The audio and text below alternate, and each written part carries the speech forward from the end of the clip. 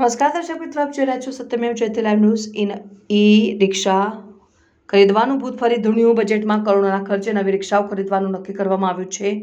વડોદરામાં municipal corporation દ્વારા થોડા વર્ષો પહેલા જ વરસાવેલી ગાર્બેજ કલેક્શન કરવા માટેની ઈ રિક્ષાઓ હાલ ધુળખાતી હાલતમાં જોવા મળી રહ્યા છે.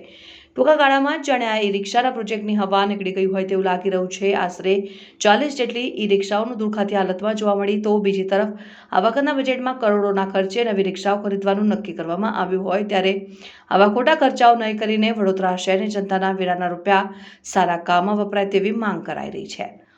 વડોદરા મ્યુનિસિપલ કોર્પોરેશન દ્વારા શહેરની નાની સાંકડી ગલીઓમાં કચરો એકત્ર કરવા માટે રિક્ષાઓનો પ્રોજેક્ટ હાથ ધરાયો છે. હાલ આ 40 જેટલી રિક્ષા ભંગારની સ્થિતિમાં જોવા મળી રહી છે. ત્યારે જાગૃત નાગરિક અતુલ કામેચીએ જણાવ્યું કે વડોદરા શહેર સ્માર્ટ સિટી, વડોદરા શહેર સંસ્કારી નગરી અને વડોદરા શહેરમાં સ્વચ્છતા અભિયાનના કાર્યક્રમો કાગળ પર રહ્યા છે. તેમ પાલિકા દ્વારા ટૂંક સમય પહેલા ઈ રિક્ષાઓ ખરીદી હતી. આ દાતાઓ દ્વારા રિક્ષા આપી હતી, પરંતુ આ રિક્ષાઓ 6 થી 8 મહિનાની અંદર ભંગાર હાલતમાં થઈ ગઈ.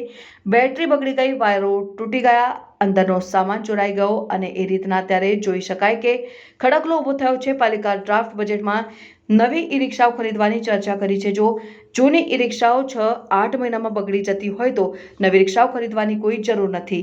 બીજી બાજુ 50 કરોડ જેટલો સફાઈનો વેરો ચૂકવવામાં આવ્યો છે. તો શું ઈ રિક્ષાઓ કામ લાગશે? ત્યાં ઈ રિક્ષાઓ નાની ગલીઓ માટે છે, પરંતુ કોઈ ડ્રાઈવર હોતા નથી, ચલાવનાર હોતા નથી. અમારી એક જ માંગ છે કે આવા ખોટા ખર્ચાઓ નહીં કરીને વડોદરા શહેરની જનતાના વેરા સારા કામમાં વપરાય તેવી અમારી માંગણી છે.